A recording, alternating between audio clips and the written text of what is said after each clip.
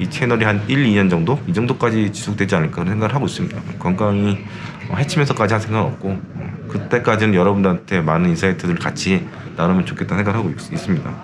그래서 제 여행 일정은 총 10년이고요. 지금 3년 정도 지나간 상황이고 나머지 7년 동안도 전 세계 모든 나라를 다 가는 게 목적입니다.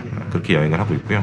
그리고 저는 이제 차를 미국에서 구입해서 북미에서 중미, 남미까지 쭉 내려가는 일정으로 하고 있고 내년 한 봄까지는 아마 남미를 다 돌고 그리고 이제 북미로 다시 올라가거나 아니면 유럽으로 가거나 그렇게 지금 생각을 하고 있습니다.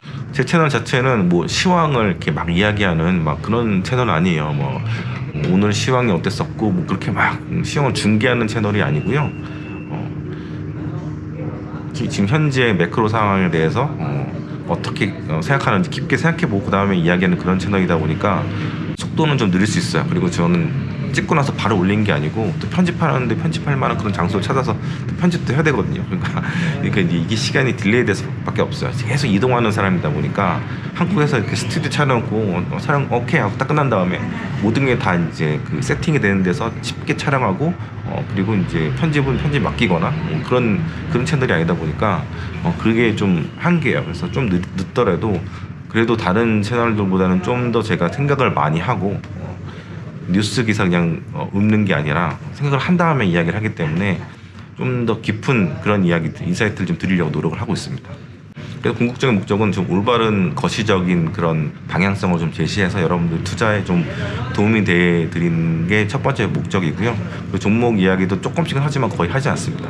종목은 뭐 제가 개런티 할 수 있는 그런 부분이 아니고 똑같은 종목을 이야기하더라도 여러분들의 내공에 따라서 투자 경험에 따라서 역사에 따라서 이거를 받아들이고 이제 컨트롤할 수 있는 능력이 천차만별이기 때문에 제가 똑같이 삼성전자에 대해서 얘기한다고 해서 어떤 분들은 사람마다 달라요. 이거를 여기서 수익을 낼 수 있는 사람도 있고 못 내는 사람도 있고 뭐 1980년부터 쭉 우상향해온 삼성전자지만 거기서 수익을 낸 사람이 별로 없잖아요. 그게 다 본인마다 내공이 다르기 때문에 그런 겁니다. 그렇기 때문에 내공을 이제 키우기 위해서는 여러분들이 책을 읽으셔야 돼요. 유튜브라든가 뉴스라든가 신문을 보신 게 아니고 고전들을 보시면서 시장의 사이클이라든가 종목을 이제 바라보는 방법 여러 가지 툴 이런 것들이 있거든요. 그런 것들을 여러분들이 계속 보시면서 계속 끊임없이 사고하고 고민하고 이렇게 하셔야지 실력이 늡니다. 거기에 이제 실전 경험이 같이 이제 들어가면서 그러면서 여러분들 주식에 대한 그 실력이 조금씩 올라갑니다. 서두가 너무 길었는데요. 너무 많은 분들이 새로 요즘에 또 들어오셔가지고 채널 성격을 이제 모르시고 이제 물어보신 분들이 굉장히 많아가지고 제가 이제 간단하게 설명을 드렸고요.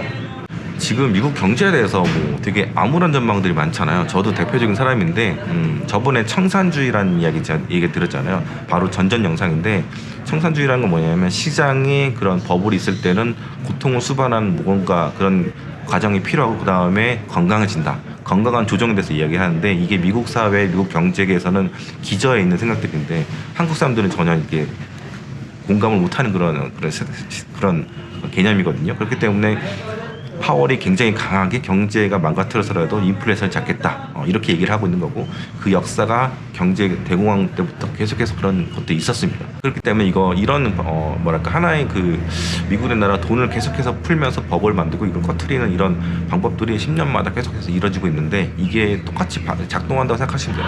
원래 미국이라는 나라는 그렇게 돌아가는 나라입니다.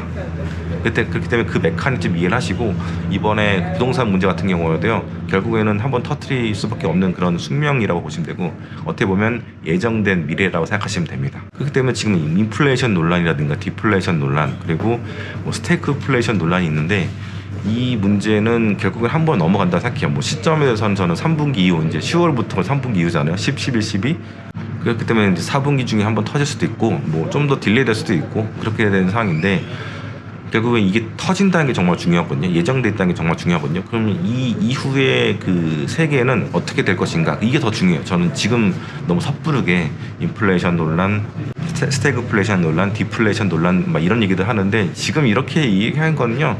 저는 무의미하다 생각해요. 결국에는 한번 크게 정리를 하고 나서부터 좀 건강해진 다음에 그 다음에 견조한 성장을 가게 될 것이라 생각합니다. 전 미국 경제는 굉장히 낙관합니다. 워렌 버핏처럼 낙관하는데 가장 큰 이유는 미국이라는 나라를 제가 이제 50개 중에서 이제 23개 주를 쭉 여행하면서 느꼈던 게 이 나라는 수출 안 하고 수입 안 하고 자기들끼리 그냥 폐쇄 경제하면서 살아도 괜찮을 정도로 풍부한 정말 농업, 작업 조작이 가능한 농업이 있고 또 석유도 자급자족해서 이제는 뭐 석유 수출국이잖아요. 제일 석유를 많이 생산하는 나라고 넘치도록 생산하는 나라고 뭐 기술도 있겠다. 뭐 이것저것 다 있는 나라예요. 그래서 어떻게 보면은 모든 것들을 내재화하는 그런 지금 그 리쇼어링을 하고 있잖아요. 그렇게 하더라도 자기들끼리 먹고 살 수 있는 그런 나라예요. 조금 이제 물가는 올라가는 상황이긴 하지만 어쨌든 자기들이 다 만들어서 먹고 살 수 있는 자급자족 경제가 가능한 그런 나라입니다. 그래서 중국을 공급망에서 배제시키고 자기만 잘 살려고 하는 그런 지금 분위기잖아요. 이게 제가 볼 때는 이제 충분히 가능하다고 보고 있고요. 그걸 따라서 다른 나라들이 많이 그걸 따라하고 있거든요. 특히 유럽 같은 경우도 많이 하고 있는데 유럽은 자원을 수입하는 그런 대륙이잖아요. 그렇기 때문에 저는 그게 좀 힘들다 생각해요. 오히려 물가를 더 많이 촉발시킬 수 있는 그런 이론이 있고 자급자족이 가능한 나라는 제가 볼 때는 미국이 유일합니다. 그렇기 때문에 지금 이렇게 세계가 쪼개지고 있는 상황에서 미국만이 가장 유망한 그런 투자처라고 생각하고요.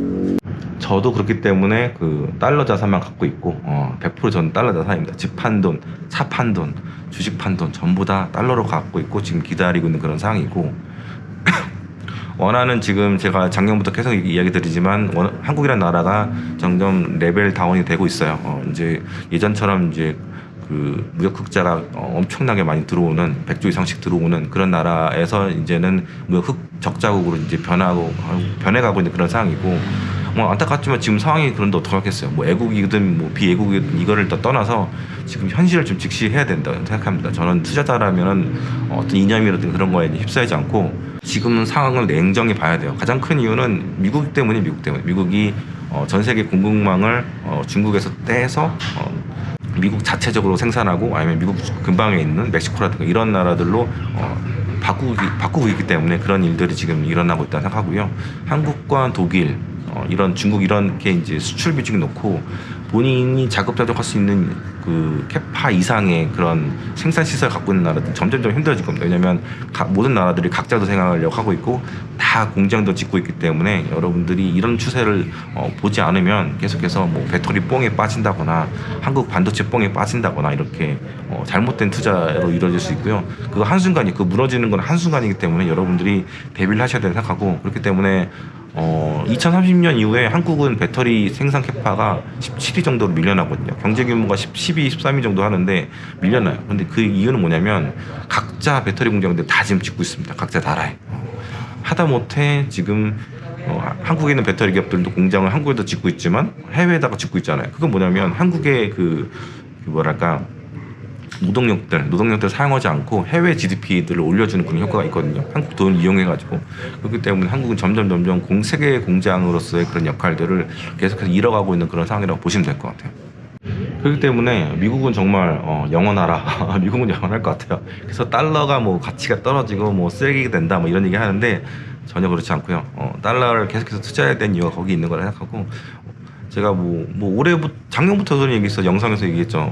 달러 자산을 늘리시라. 원화 비중을 축소하시고 그런 얘기를 계속 해왔고 그 이야기대로 지금 계속해서 추세가 지금 이어지고 있고 환율도 1,350원까지 올라왔고 1,300원대는 이제 구조적인 그런 완전 우리나라가 뉴 노멀이다. 달러 환율이 1,300원대인 건 뉴 노멀이기 때문에 예전처럼 1,100원대를 저 거의 대부분 1,100원대에서 달러가 다 바꿨는데 2017년도 그때쯤이니까 그때를 돌아가는 거는 쉽지 않다. 거의 진짜 힘들 것 같아요. 예전처럼 무역 흑자가 그렇게 엄청나게 많이 나지 않는 이상 지금 너무 많은 것들이 바뀐 상황이 됐고 1,300원대는 쭉 유지할 거고 만약에 이제 상업용 부동산이 샥이 오게 되면 1,400원은 가볍게 넘어가는 거고 1,500원대까지도 충분히 볼 수 있다. 그렇게 보고 있습니다. 그래서 계속해서 달러 갖고 있고요. 뭐 다른 뭐 채권 같은 그런 거 안 사고 그냥 달러 갖고 있습니다. 제가 원래 제가 원화 주식을 할 때도 뭐 예수금 있는 거를 뭐 채권 사두거나 그러지 않았었고 늘 예수금에 있는 상황에서 했었기 때문에 약간 뭐랄까 그런 습관이 계속해서 20년 넘은 습관이 지속이 되는 것 같아요.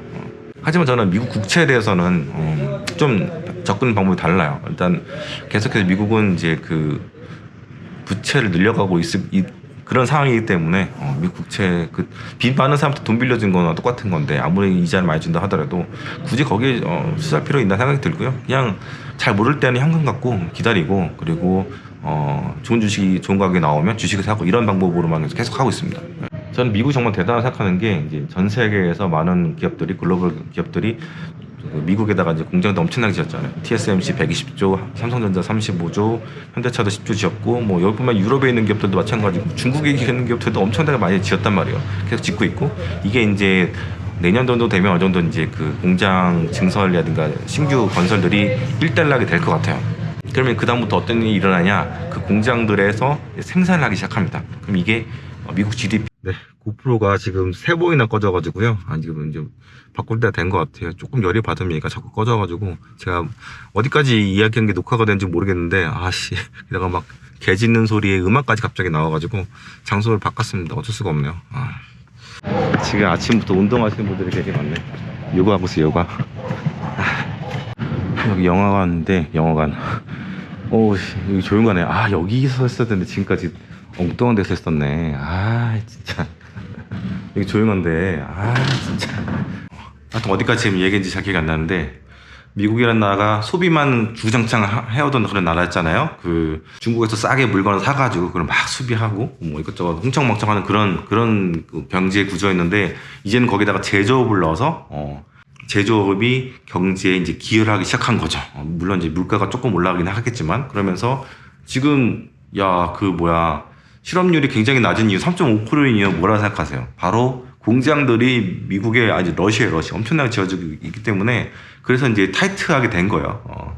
그 부분에 있어서는 많은 분들이 뭐 얘기는 안 하더라고요. 왜 실업률이 낮냐? 그거에 대해서는 사람들이 공장이 지금 많이 지어지고 있다. 이런 부분들은 다 얘기 안 하는데 저는 이제 23개 주를 다 올해 석 달 동안 다니면서 미국을 다니면서 다 본 부분들이거든요. 공장들이 여기저기 많이 지어져 있고 그렇기 때문에 향후에도 보면은 그래서 상업용 부동산이 한번 탁 터지게 되면은 버블이 어느 정도 정리가 되고 그리고 기존에 있던 소비 그리고 여기에 그 제조업 이것까지 같이 이제 경제의 쌍두마차 같은 엔진이 될 거라고 생각합니다. 이 어떻게 보면 미국 정부에 있어서 엄청 큰 그림일 수도 있어요. 빅픽처. 시작 자체는 중국을 떼놓겠다, 공급망에서 떼놓겠다 이런 걸로 시작했겠지만 결국에는 미국을 이렇게 더 부강하게 Make America Great Again 이렇게 하는 거죠.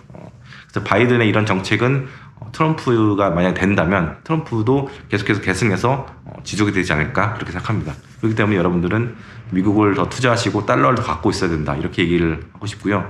제가 뭐 어디 미국 상공회의소에서 나온 사람처럼 얘기한 것 같아요. 바이 아메리카 하는 것 같은데 지금 상황이 뭐 그렇게 가고 있어요. 그래서 중국은 결국에는 미국을 못 따라오고 미국은 계속해서 또 독야청청해서 갈 것 같고 물론 중국도 계속 성장할 거예요. 버블을 어느 정도 시간이 걸리지만 뭐 5년 정도 지나서 어느 정도 이제 이거 상쇄하고 이걸 이제 꺼트리면은 중국도 자체적으로 살 길을 찾아서 쭉 갈 것 같아요. 중국이라는 나라가 이렇게 멍청한 나라가 아니에요. 지금까지 올라온 것도 정말 대단하다고 생각하고 미국과 중국은 GDP 넘버 1, 넘버 2 국가로서 계속해서 이렇게 공존은 아니고 대립해가면서 계속해서 신냉전을 이어가지 않을까 그렇게 생각합니다. 그래서 인플레이션을 뭐 잡는다 못 잡는다 이게 있잖아요. 제가 작년 11월부터의 그 뷰는 뭐냐면 미국이라는 나라가 계속해서 자체 생산하는 그런 기조가 계속 이어지고 있기 때문에 구조적으로 물가가 계속해서 높게 지속이 될 것이다 이렇게 얘기 드렸는데 제가 얼마 전부터는 그 뷰를 좀 바꾼 걸 느끼실지 모르겠어요. 물가가 지금까지 너무 많이 올라왔다. 식당 주인들도 더 이상 식당 손님들 눈치 때문에 더 이상 물가를 그 메뉴 가격을 올릴 수가 없는 상황이 됐고 그리고 공급망이 팬데믹 때 좀 망가졌잖아요. 아날로그 반도체 하나 모자라가지고 자동차 가격이 막 튀고 막 1년씩 기다리고 막 이런 것들도 해소가 됐고 그래서 물가는 점점 잡혀갈 것이라는 얘기를 지금 드렸잖아요.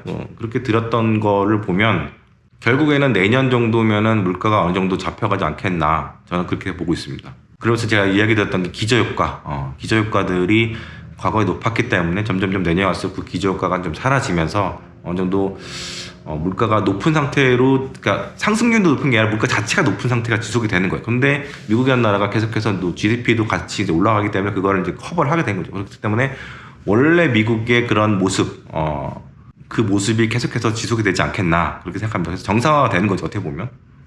그래서 인플레이션이 내년 정도면 잡힐 것 같고, 뭐 사실은 상업용 부동산이 터지게 되면은 물가가 아니라 그 금리를 내릴 수밖에 없어요. 당연히 내릴 수밖에 없겠죠. 지금 5.5%인 기준금리를 점점 내려서 뭐 어느 정도까지 내릴지 모르겠어요. 미친 듯이 내릴 거고. 근데 이제 그 상업용 부동산이 얼마나 터지냐에 따라서 그 사안에 따라서 내릴 수 있는 폭은 정해질 것 같고요. 지금은 그렇기 때문에 그 섣불리 예단할 수는 없는 상황이고. 주식 언제 들어가요? 언제 사실 거예요? 지금 현금 100%인데 이렇게 물어보신 분들이 계시거든요. 그때 저는 리플을 뭐라고 달았었냐면 예전에 물어보셨어요. 얼마 전에 한 2주 전에 다 하셨나 누가?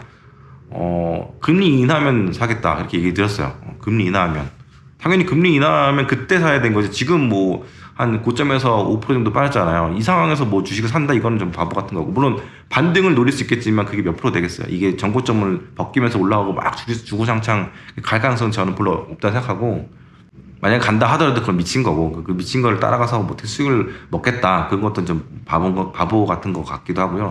이 고프로 자꾸 꺼질 것 같아가지고 제가 걱정돼가지고 지금 말이 좀 빨라지는데 좀 버벅거려도 좀 이해를 바랍니다.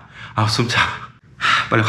이거 여기 체크아웃하고 고프로 타러 가야겠어요. 지금 차 끌고 한 3시간 가야 되는데. 아무튼 어떻게 보면 오늘 영상이 굉장히 기념비적인 뷰거든요. 작년 11월부터 쭉 제가 갖고 왔던 그 뷰를 바꾼 건 아니고 거기에 추가를 한 거라고 보시면 돼요. 이제 뭐 시중에 애널리스트라든가 월가 전문가들은 뭐 시장이 올라가면 또 전망 올렸다가 또 내리면 또 비관원 됐다 왔다 갔다 하는데, 저는 그렇게 하는 스타일은 아니고 1년 가까이 밀고 왔던 그런 시장 전망을 조금 이제 바꿔간다고 보시면 될 것 같아요. 똑같은 얘기네요. 어쨌든 간에. 그래서 지금 섣불리 현금을 투자해서 뭔가 시장 조금 올라간다고 포모로 간다고 사는 건 정말 바보 같은 짓이고, 좀 더 기다려 보시고 올 때까지 기다려 보세요. 뭐 비 올 때까지 기우제 지낸다 뭐 이런 얘기 하는데, 비 올 때까지 기우제 지내야지 어떻게 하겠어요. 지금 상황에서 그거 가지고 뭐라고 할 필요는 없는 것 같고, 그것도 하나의 투자 전략이고, 뭐 버핏도 그렇게 하시는데 우리는 잘하는 사람 방법을 좀 따라 해야지. 그래서 금리를 막 미친 듯이 내릴 텐데, 연준은 버냉키 때부터 어떤 전략을 펼치고 있냐면 시장 예상보다 더 큰 연준의 대응을 이야기를 하고 해왔었거든요. 지난 10년 넘게. 이번에 그 팬데믹 때도 그랬었고, 생각보다 기대보다 더 큰 그런 정책을 딱 펼치니까 시장이 3월 26일인가 27일인가 팬데믹 터졌을 때 그때 바닥을 찍고 이렇게 올라왔었어요. 그 전까지는 여러 가지 정책들, 막 격가지 같은 정책들을 펼쳤는데도 시장이 계속해서 빠지기 시작했어요. 아마 제 기억으로는 2월 말부터 빠지기 시작했던 것 같은데, 그때부터 이제 팬데믹이 정말 무섭다는 걸 사람들이 늦게 알아챈 거야. 제가 2월 초 그 설날이었는데, 그때 홍콩 갔을 때는 모든 사람들이 다 마스크 쓰고 있었거든요. 마스크 막 사재기 하고 있었어요. 제가 그걸 봤거든요. 사진도 제가 찍었었나? 한번 찍은 것 같기도 안 찍은 것 같기도 한데, 그리고 공항에서부터 시내로 들어가는데, 홍콩 시내 그 책나코 공항에서 들어가는데도 모든 사람들이 버스에서 마스크를 쓰고 있는 거야. 얘들은 왜 이렇게 민감하지? 나만 안 쓰고 있는 건데. 그런 상황이었거든요. 근데 그한 1, 2주 지나니까 한국에서도 팬데믹 환자가 나오기 시작하고, 그리고 회사에서도 지난 한 달 동안 중화권 여행을 했던 사람 손들어 보세요. 저거 내세요 막 그러는 거 가지고 그때 냈으면 격리될 뻔했었는데, 어쨌든 간에 저는 지금까지 3년 동안 세계 여행을 여기저기 다니면서 한 번도 코로나에 걸려본 적 없어요. 물론 백신을 3번 맞았지만 백신 때문에 그렇게 된 것 같아요. 제가 볼 때는 일반적으로 볼 때. 어쨌든 시장이 예상할 수 없는 예상을 뛰어넘는 그런 정책들이 나와야지. 사원형 부동산 같은 경우에도 올해 3월 달에 완전 패닉이었잖아요. 3, 4월 달에 막 돈 엄청나게 막 인터넷 막 이거 모바일 뱅킹은 돈 막 빼고 막 그런 상황이었는데, 그런 상황들이 제가 볼 때는 얼마 안 남았다는 생각이 들어요. 그래서 현금 100%도 정말 보고 있으면 든든하죠. 현금만 있으니까.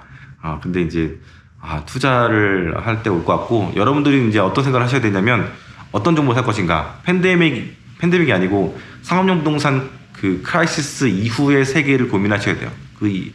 좀 더 건강해지는 세상을 보셔야 되고, 어떤 자산들 살까, 뭐 부동산이 폭락하니까 부동산 살 수도 있는 거죠. 이미 뭐 리얼티 인컴이라는 전 잘 몰라요. 저는 그런 종목 잘 모르는데, 그런 종목들이 이미 많이 빠지고 있더라고요. 또 크리도 빠지고 있고 여러 종목들이 이미 부동산들이 알아서 빠지고 있는 상황인데, 그런 종목들을 담는 것도 생각이 들어요. 괜찮은 전략이 생각이 들어요. 저도 팬데믹 터졌을 때 그때 지금 리츠 같은 거 담을까 생각했었거든요. 저거는 분명히 올라올 텐데, 저거는 당연히 올라올 텐데 했던 거, 그런 종목들이 좀 몇 개 있었는데 다 올라오더라고요. 올라서 오히려 그 전보다 더 많이 올라가더라고요. 돈을 엄청나게 많이 풀었으니까 버블이 또 거기서 끼더라고. 그래서 그런 것도 괜찮은 전략인 것 같고, 그리고 뭐 에너지 관련돼서도 마찬가지인 거 괜찮을 것 같고, 그리고 빅테크는 저는 늘 좋아했기 때문에 빅테크를 사는 것도 좋은데, 주의할 점은 중국 비즈니스 비중이 높은 것들은 예전만큼 많이 나오면 안 되겠다. 그런 생각을 하고 있습니다. 아무래도 언젠가는 빅테크 기업들이 중국에서 쫓겨날 가능성이 높다. 애플이라든가 테슬라 같이 비중이 높은 종목들은 예전만큼의 비중을 많이 두면 안 되겠다. 그렇게 생각하고 있습니다. 버핏도 이제 애플 비중이 많기 때문에 아마 고민하지 않을까 생각이 들고요. BYD 같은 경우에도 올 초에 이제 거의 90%를 정리했잖아요. 한 15년 동안 갖고 있으면서 정말 그분은 정말 대단한 사람이에요. 배터리 투자는 그렇게 해야 되기 전 맞다 생각하고, 시류에 맞춰서 남들 사니까 다 따라 사는 그런 포모로 한 거는 진정한 실력이 아니고, 2008년인가 7년에 샀을 거예요. 그 워런 버핏이 BYD를. 그렇게 미래를 보면서 투자하시는 게 진짜 실력이라고 저는 생각합니다. 그래서 똑같이 배터리로 5배를 번다 하더라도 버핏이 버는 게 진짜 우리가 투자하는 그런 올바른 투자하고, 뭐 가치 투자인지 뭔지를 떠나서 그리고 배터리 아시 따라서 하는 투자는 저는 옳은 투자를 생각하지 않습니다. 그렇게 하는 투자는 언젠가 또 팔로우미 하는 투자는 언젠가는 또 개 털린 거고, 지금 에코프로가 얼마인지 모르겠는데 100만 원 깨졌잖아요. 30% 빠졌잖아요. 고점 대비로. 제 생각에는 제가 여름부터 계속 얘기 드린 게, 이 종목은 30만 원 가도 30만 원 가도 30만 정도 가야지 맞는 종목 아니야? 그런 생각이 저는 들었거든요. 이거 왜 이렇게 130만 원까지 갈 정도인가? 현대기아차 시총을 넘을 정도인가? 그런 생각이 드는데, 뭐 하여튼 그거는 여러분들 알아서 잘 투자하시면 될 것 같고. 그리고 제 영상 중에서 금 관련된 영상들이 한두 개 있을 거예요. 그리고 금에 대한 이야기도 자주 했거든요. 결론은 뭐냐면, 금 투자하지 마시라. 금은 여러분들이 알고 있는 안전자산이 아니다. 미 국채와 마찬가지로 안전자산이 아니다. 그런 얘기를 계속해서 들어왔었고, 지금같이 뭔가 위기의 전조가 느껴지는 그런 상황에서 금이 오히려 빠지고 있잖아요. 이거는 안전자산이 아닌 거죠. 안전자산이 아닌 거고, 오히려 비트코인은 지금 딱 버티고 있는데 금이 빠지고 있잖아요. 비트코인이나 금이나 공통적으로 이자라는 게 없는 그런 자산인데, 금이 더 빠지고 보면, 야, 비트코인이 금보다 진짜 앞질러 가는 건가? 이런 생각도 조금 드는데, 뭐 더 살펴봐야 하겠지만, 어떤 코인 쪽에 이슈가 있기 때문에 버틴 걸 수도 있고, 아니면 위에서 많이 빠졌기 때문에 사실은, 그쵸, 그러니까 이제 바닥인지 하여튼 딱 사람들이 생각하는 균형적인 그런 가격인지 모르겠지만, 그래서 버티고 있는 건지 모르겠는데, 어쨌든 뭐 저는 그래서 둘 중에 하나 택하라면 금을 택할 것 같긴 한데, 어쨌든 여러분들이 알고 계시는 안전자산의 기준들이 보면 미 국채라든가 금, 이 두 가지를 이렇게 보시는데, 둘 다 안전자산이 아니죠. 이번에 보면 안전자산이 아닌 게 느껴졌고, 파산 리스크는 없지만 가격 리스크는 굉장히 크다는 걸 여러분들이 뼈저리게 느끼고 있을 거고, 지금 미국의 대부분의 은행들은 국채 보유한 그 평가 금액을 보면은 마이너스가 20-30%는 적어될 것이다. 그렇게 보시면 됩니다. 그렇기 때문에 3월달, 4월달에 그런 사단이 있었고, 앞으로도 이제 큰 것들이 올 가능성이 굉장히 높죠. 그래서 이제 제가 안전자산이 아니다, 금이 그렇게 했던 가장 큰 논거는 뭐냐면, 제가 그 크라이시스를 2번 경험했거든요. 증권사에 쓰면서. 하나는 리만 사태를 경험했었고, 그리고 두 번째는 이제 팬데믹을 경험했었는데, 둘 다 어떤 일이 있었냐면, 샥이 오잖아요. 시장에서 신용경색이 일어나고, 그러면 금 가격은 오히려 폭락해요. 폭락. 그 순간만은, 그 기간 동안은. 그게 뭐냐면, 사람들이 금을 진짜 위기가 오게 되면 금을 던져버리는 거죠. 던져버린 거. 왜 던져버리는지 아세요? 왜 던져버리냐면, 가격 변동이 크게 오잖아요. 뭐 증시든 선물이든 옵션이든 뭐 어떤 투자 자산이든. 그렇게 되면 마진콜이라는 게 생기거든요. 마진콜이 생기게 되면 이거를 막기 위해서 뭐가 필요하냐면 달러가 필요해. 달러. 왜냐면 마진콜을 나면 달러를 사서 달러를 이렇게 메꿔야 될 거 아니에요. 송금해야 될 거 아니에요. 근데 어떨 때는 또 이제 그 달러뿐만 아니라 그 미 국채를 대용으로 삼아가지고, 담보로 삼아가지고 이거를 막는 경우도 있습니다. 그럴 때 그런 경우도 있는데, 질권 설정을 하게 되는 경우도 있는데, 그런 게 아니면은 지난 팬데믹 때도 그런 작업들 제가 했었거든요. 근데 이제 원화는 절대 안 받아주죠. 아무도 안 받아주죠. 원화 완전 로컬이기 때문에 안 받아주고. 그렇기 때문에 그 사람들이 모두가 달러를 엄청나게 바라고, 그 당시에 팬데믹 때 1,440원 썼잖아요. 1,150원인가 그래서 한 300원 이상이 확 30% 달러가 확 튄 거죠. 그렇죠. 지금이 만약에 뭐 온다면 1,350원이니까 30%가 뛰게 되면 400원 뛴 거니까 1,700원? 뭐 그렇게까지 안 가겠죠. 몰라요. 근데 1,500원은 쉽게 넘어갈 수 있다는 게 산술적으로는 가능하죠. 어떤 크라이시스가 팬데믹보다 상호형 부동산이 더 큰 크라이시스라고 저는 생각하거든요. 왜냐면 팬데믹은 그냥 사람들이 두려워서 던진 거고, 뭐 실물 경제에 어떤 뭐 엄청 큰 충격이 온 건 아니잖아요. 근데 상호형 부동산은 뭔가 버블이 펑 터져가지고 망해버리는 그런 경제 현상이기 때문에 저는 더 크게 올 수 있다 생각하고, 경제에 있어서는. 그래서 금은 안전자산이 아니다 그렇게 얘기 들었는데 지금은 오히려 가격 뭐 오지도 않았는데 벌써부터 이게 떨어진 거 보면은 미 국채보다 매력이 없다는 거잖아요. 왜냐면 미 국채는 담보도 되고 이자도 나오기 때문에 사람들이 생각하기에는 금이 매력이 없다. 그래서 많은 시중의 전문가들이 금을 사라, 금이 인플레이션 해칭 된다, 뭐 해칭이 된다 이런 얘기 하지만 저는 금 사지 마라. 인플레이션 해칭 돼봤자 별로 많이 되는 것도 아니고 다른 자산에 비해서 해칭도 덜 되는 거고 오히려 애플 사라. 애플은 배당도 주고 쭉쭉 올라가지 않느냐. 이렇게 저는 이야기를 드리고 싶어요. 달러가 시주 조각이 된다는 얘기는 코인을 신봉하는 사람들의 그런 잘못된 생각이고 달러는 절대 망하지 않습니다. 달러가 망하잖아요. 그러면 다른 것들은 다 망해요. 코인도 망하는 거예요. 왜냐면 결국 코인이라는 것도 결국에는 언젠가는 증권화가 될 거거든요. 인정이 될 거거든요. 그러면 달러 베이스로 움직이는 게 코인 될 건데 달러 자체가 무너져 버리게 되면 모든 금융 시스템이 붕괴가 되는 거고 그러면 제도권 금융 들어온 그 코인 같은 경우도 당연히 무너질 수 자꾸 이게 지금 꺼져가지고요. 더 이야기할 수 없는데 어디까지 녹화가 되는지 모르겠어요. 그래서 모든 이제 금융 자체가 달러 베이스로 돼 있는데 코인도 제도권으로 들어오잖아요. 그러면 달러 베이스가 무너지게 되면은 금융 그 인프라가 무너지게 되면은 코인도 무너질 수밖에 없죠. 다 같이 무너지는 경우가 되기 때문에 달러만이 살아남습니다. 결국에는 달러 무너지기 전에 유로, 엔, 원, 위안 다른 게 더 먼저 무너진다고 보시면 돼요. 그러니까 유일한 보루는 늘 그랬듯이 역사가 계속 반복이 되는데 달러다. 적어도 우리가 경제 활동을 하는 향후 30년 동안은 달러가 원탑이다. 걱정하지 말라. 그렇게 얘기를 하고 싶습니다. 그렇게 되면 여러분 달러를 갖고 계십시오. 비중을 늘리십시오. 그리고 일단 지금 물가가 조금씩 잡혀가고 있잖아요. 이런 상황인데 다 잡힌 건 아닌데 2차 스파이크가 있긴 있을 거예요. 유가가 영향을 미치게 될 것이고 그것 때문에 11월 달에 금리를 한 번 더 올리게 될 것이고 뭐 한 번인지 두 번인지 모르겠지만 올리게 될 것이고 그걸 감안해서 이제 투자를 하셔야 될 것 같고요. 지난 2021년 6월인가 7월부터 지금 2023년이잖아요.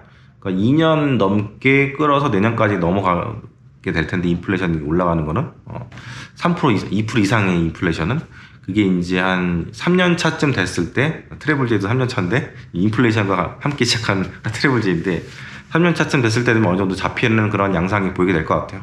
경기가 둔화되는 부분도 있고 아까 말씀드린 대로 그 더 이상 물건 가격 그리고 서비스 가격, 식당 가격 뭐 이런 것들을 올리는데 부담이 되기 때문에 더 이상 올릴 수 없기 때문에 인플레이션은 점점 잡혀가게 될 것이고 유가 지금 샥 온 것도 한계가 있다고 제가 말씀드렸잖아요. 이게 60불대에서 지금 90불대까지 올라갔는데 50%가 정도가 상승을 했는데 투기 세력들이 이 정도 선이면 거의 마무리를 하지 이거를 막 더 미친 듯이 막 올리고 막 이러진 않거든요. 그래서 지금 그 얘기 드린 이후부터 유가가 빠지기 시작하더라고요. 그래서 91불까지 떨어진 것 같고 만약에 또 다른 트리거가 생기게 되면 그럼 또 다른 국면으로 가는 거기 때문에 일단 페이즈 1 같은 경우는 이 정도로 마무리되는 것 같아요. 추경 매수도 지난 6월 달부터인가 유가가 올라오기 시작한 것 같은데 6월인가 7월인가 한 3, 4개월 동안 계속해서 추경 매수가 이루어지면서 투기 세력과 함께 그래서 충분히 가격이 다 수익을 향유하는 그런 분위기인 것 같고 여기서 더 유가가 간다 해가지고 지금 사는 사람들은 이제 개미들 완전 바보 같은 개미들이 그 원유 투기를 하면서 결국엔 나중에 다 태워먹지 않겠나. 얘네들은 이제 적어도 이제 3배짜리 한국 사람들 3배짜리 좋아하잖아요. 3배짜리 이런 거 사가지고 다 털지 않겠나. 30% 빠지면은 90% 마이너스입니다. 이런 일들이 앞으로도 있을 가능성이 굉장히 있다고 저는 보고 있고요. 물론 유가가 그렇게 빠지진 않겠죠. 네. 빠지진 않을 것 같은데 하여튼 걔들이 다 탈탈탈 털리는 그런 시간이 올 것 같아요.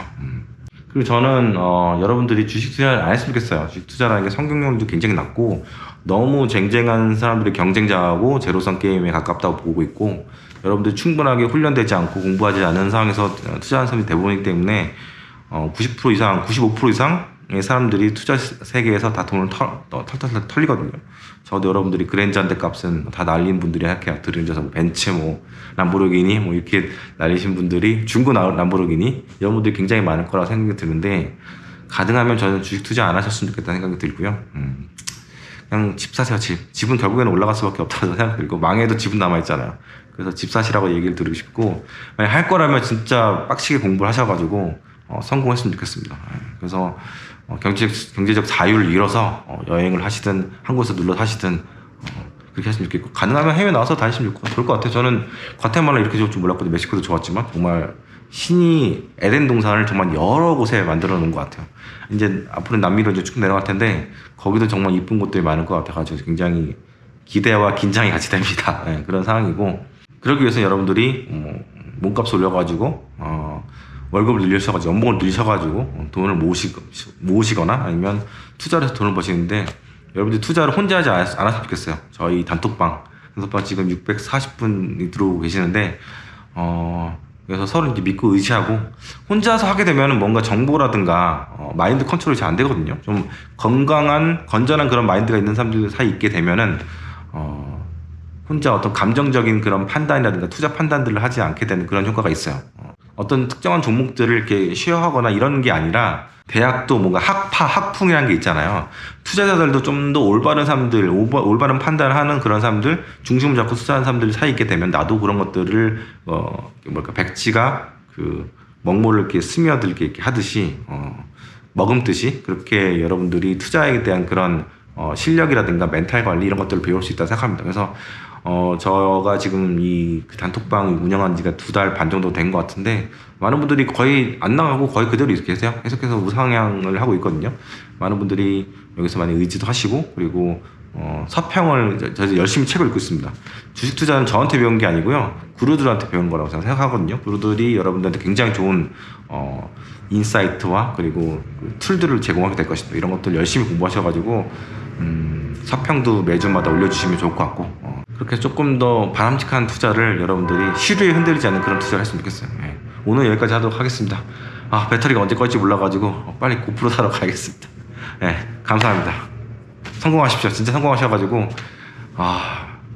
좀 외화 획득이 천병이 되시고 애국하시고, 그리고 여러분들 부자 됐으면 좋겠습니다. 진짜 진정으로 제가 드릴 말씀입니다.